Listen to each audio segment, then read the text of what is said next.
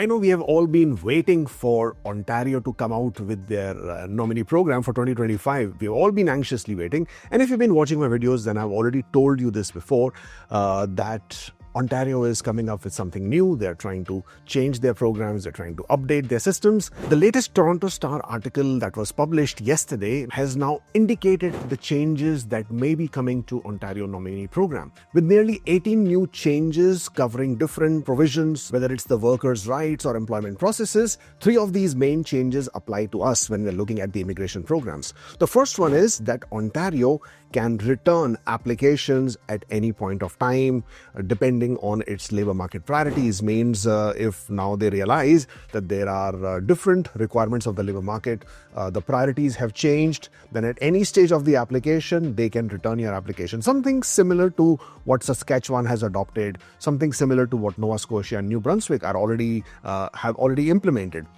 This is not a very good news. This basically means that if you've been in the process, if you've been in the application processing stage for months, and in the end, all you will get is a not very good news or letter stating that your occupation is no longer in priority and therefore your application is being returned. So this will be a big setback for all those applicants who will obviously be on the receiving end of this negative aspect of this. Another situation where they may also return the applications is if there have been several red flags that have been raised within your processing, your employment authenticity, your documentation, your job offer. If any of those have been flagged out and Ontario is not convinced that these are all genuine, then again your application may be returned.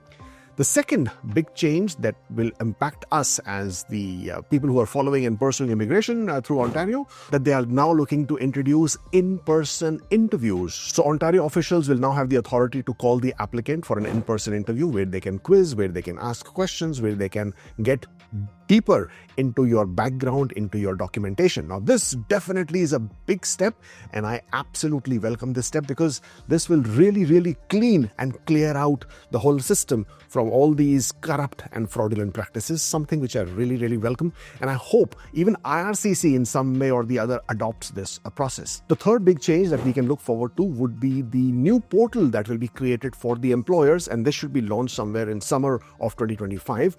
Now, this portal will allow the employers to upload the documents or to provide Ontario with any additional documents or the job offer related documents so that the employers do not have a problem in supporting your application. A lot of employers do not provide the documents, do not support the applications because they do not want to share their company's confidential financial data, employee data directly with the employee. But if they have to do it directly on the Ontario portal, directly to Ontario government, then I don't think they will have a problem. And this is being done obviously to encourage more employers to support their employees for the nominee programs. All these changes, and there are about 18 of them, and others are more related to the worker rights, are being tabled. And if this bill is passed, if all these tabled provisions are passed, then we should see that these will be implemented very quickly. At this point of time, this could be one very big reason why Ontario is holding back its nomination program at this point of time. Now, the big question is, does it apply to people who are already in the process? Well, it definitely may seem so, because once these provisions have been passed, then it will apply retrospectively, including the applications that are already in the pipeline, in the process. So all we can do is hope that at least your application gets through the process quickly. We will only wait as when this gets implemented and we can finally then start the invitations flowing through.